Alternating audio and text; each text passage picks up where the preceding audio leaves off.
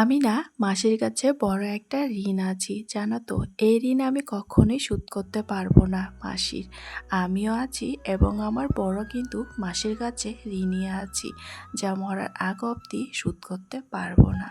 মাসি হতে পারে গরিব, মাসির হয়তো টাকা পয়সা নাই, কিন্তু মাসি এমন একটা কাজ করেছে যা সবাইকে হার মেনে দিয়েছে। মাসি তো মায়েরই সমান হয়, কথাটা কিন্তু একদমই সত্যি। হ্যালো এভরিওয়ান, গুড মর্নিং সবাইকে। আমি রাখি আমার একটা নতুন ভিডিওতে তোমাদেরকে অনেক অনেক স্বাগত আর অনেক অনেক ভালোবাসা। আশা করি আজকের ভিডিওটা অনেকটাই ভালো লাগবে, তো দেখতে থাকো। দেখতে পারছো আমার গাছের মধ্যে না লাউ হয়েছে, তার মধ্যে কিন্তু আবার ইঁদুরও কেটে ফেলেছে। গাছের মধ্যে যে এত ইঁদুর ধরেছে কি আর বলবো। অনেক যত্ন করে দুটো লাউ ধরেছে, দুটো লাই কিন্তু ইঁদুর কেটে ফেলেছে। কি আর করার বলো, একটা প্রথম লাউ গাছ থেকে কাটলাম, তো ভাবলাম মাসি যেহেতু এসেছে, ভাবলাম আজকে লাউ দিয়ে এই মাছটাই রান্না করব। তো গাছ থেকে একটা লাউ কেটে তারপর মাসিকে দিয়েছি কাটার জন্য। আমি এদিকে বাকি কাজগুলো করে নিচ্ছি, কারণ সকাল সকাল রান্না করতে হবে, আবার ওরা কিন্তু চলেও যাবে। বেশি একটা দূর না মাসির বাড়ি, জানো তো, ধরে নাও আধা ঘন্টার মতন লাগে আর কি। ওরা যেহেতু বাসে করে যাবে, সেজন্য তাড়াতাড়ি করে যাবে। আমাকে বলল ওরা নাকি না খায়া যাবে, আর মাসি এসেছে, আমি কি না খায়া যাইতে দিব বলো? আমি তো এদিকে স্নান করে পুজো করে রান্নাবাড়িটা বসাই দিয়েছি, কারণ আমার মাসি এসেছে আর আমি না খাইয়ে কি পাঠিয়ে দিব বলো? আর ফ্রিজ কিনেছি, ফ্রিজের মধ্যে তো মাছ ছিলই, সেই মাছটা না বার করে এই যে মাছ ভাজিও কিন্তু বসাই দিয়েছি। দু রকমের মাছ ছিল, মাসিকে বলেছি দুটো সবজি কেটে দেওয়ার জন্য। একটা হলো লাউ আর একটা হলো মিক্স সবজি, একটা চটচটি বানাবো আর একটা লাউ দিয়ে মাছ রান্না করব। তারপরে দিকে চাটাও বসিয়ে দিয়েছি, জানো তো। আজকের ওয়েদারটা না এত বৃষ্টি বৃষ্টি ভাব, কি আর বলবো। এইদিকে না এত বৃষ্টি হচ্ছে, রৌদ্র তো কোনো দেখাই মিলে না। তো এই যে আমি কিন্তু বড় একটা কড়াইয়ের মধ্যে লাউটা বসিয়ে দিয়েছি। জানি না লাউটা কেমন হবে, তবু আর কি, জানো তো। দেখতে পারলাম পরে কিন্তু ভালোই সিদ্ধ হয়েছে। আর ওদিকে রান্নাও করতেছি, এদিকে কিন্তু ঘরের কাজগুলো করে নিচ্ছি। ভাবলাম যে এই দিকের কাজটাও হবে, আমার ওই দিকের কাজটাও হবে, পরে আবার বসে গল্প করতে পারবো, কারণ খুবই কম সময়ের জন্য এসেছে। জানো তো, আমি যে তোমাদেরকে প্রথমে বললাম মাসির কাছে আমি বড় একটা ঋণী আছি, জানো তো। হসপিটাল কয়দিন যে আমি ছিলাম, মানে 3 দিন আর কি, সব দিনই কিন্তু মাসি আমার সাথে ছিল আর কি। আর বাড়িতে আসার পরও কিন্তু এই মাসি আমার সাথেই ছিল আর কি। রাত জাগা বলো, কাপড় ধোয়া বলো, সবটাই কিন্তু এই মাসি করেছে আর কি।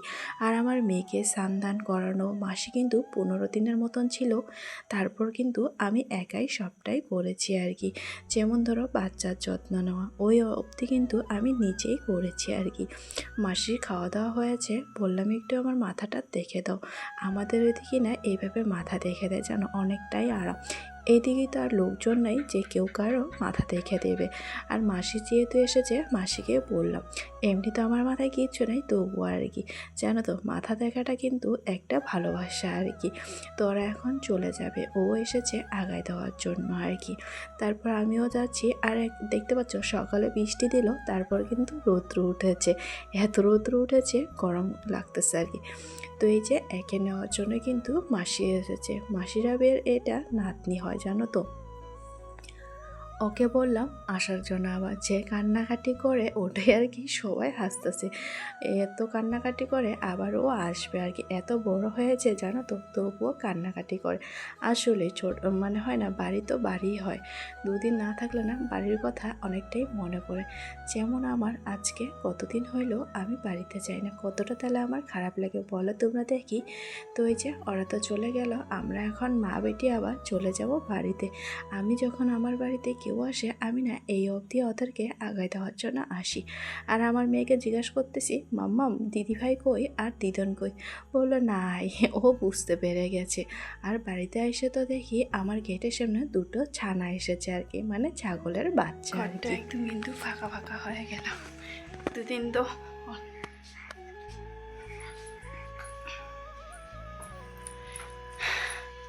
আমারও খুব ইচ্ছা যাইতেছিল ওদের সাথে যাওয়ার জন্য। এখন যেহেতু সংসারে পড়েছি, সংসারের ঝামেলা কিন্তু অনেকটাই, জানো তো। কোনো জায়গায় যাইতে বলে আর যাওয়া যায় না, সবটা সামলে কিন্তু তারপর যাইতে হয়। তো আমাকে ওরা আবার নিতে আসবে। তো যাই হোক, জানি না কবে যাব, কারণ সংসার এখন আমার। আগে সংসারের কথা চিন্তা করতে হবে, তারপর কোনো জায়গায় যাওয়ার আবার কথা ভাববো আর কি। আমি না ঘুরতে যাইতে চাই, কারণ আমার মেয়েটার জন্য আর কি। আমার মেয়ে তো সবসময় ঘরের মধ্যে একাই থাকে। কোনো জায়গায় গেলে হয়তো হয়তো কারোর সাথে মিশবে, তখন না আমার মানে মা ভাবটা আর কি সারবে আর কি।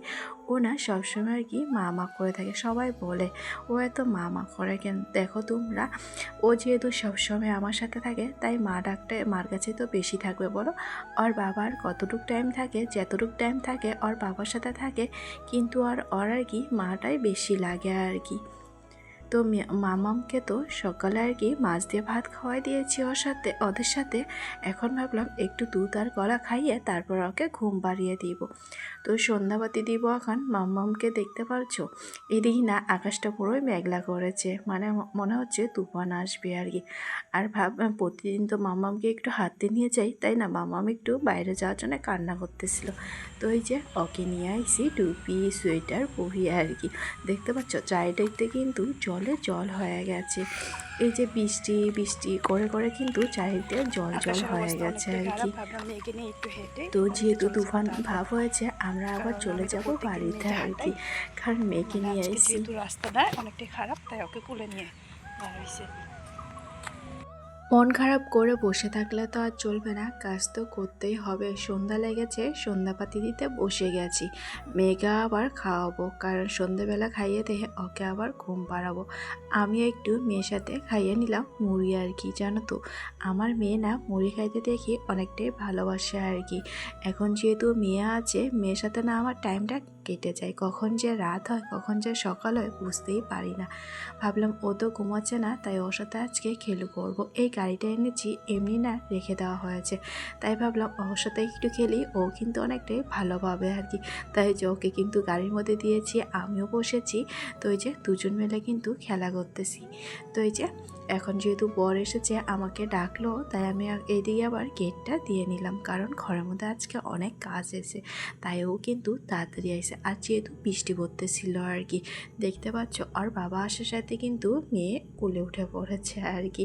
তো এই যে ফেভিকল এনেছি, ফেভিকলটা আনার একটা কারণ জানলার পর্দাটা না তখন না খুলে গেছিলো, তাই ভাবলাম ফেভিকলতে লাগিয়ে দেখি হয় কি না, আর না হলে তো নতুন লাগাতে হবে আর কি। তো এই যে কথায় আছে মেরে ফটোকে চিনেছে ফেভিকলসে আর কি। তো যাই হোক, দেখি আর কি ফেভিকল দিয়ে হয় কিনা। ওই দিকেরটা আর কি ভেঙে গেছে।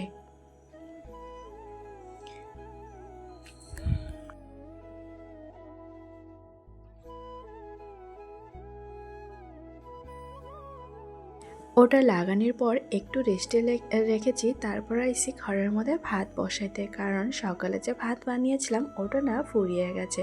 তো ওই যে রাত্রে একটু গরম গরম ভাত বানিয়ে নিচ্ছি আর কি, মেয়েও খাইতে পারবে গরম গরম ভাত আর কি।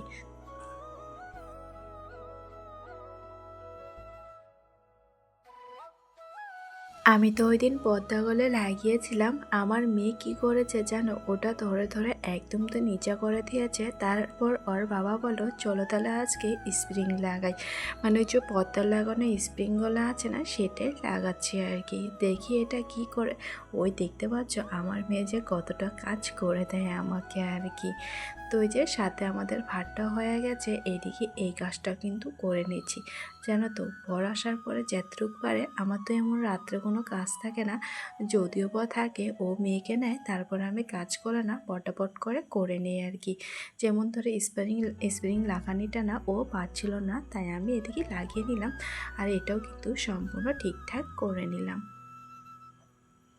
তারপরে যে এই ঘরটার মধ্যে এসেছি ওটা লাগানোর জন্য, দেখতে পারলাম যে না লেগে গেছে, জানি না কতটুকু টাইম থাকবে। আর আমার মেয়ে জানো তো পদ্মা বলে ধরে না এমন টান মারে, হয়তো কালকে এটা থাকবে না আর কি। তো যাই হোক, এইদিকে আবার রাত্রে খাওয়া দাওয়াটাও করে নিচ্ছি। তো আজকের মতন ভিডিওটা এই পর্যন্ত শেষ করছি। ভিডিওটা কেমন লাগলো অবশ্যই জানিও। তো আজকের মতন টাটা সবাইকে।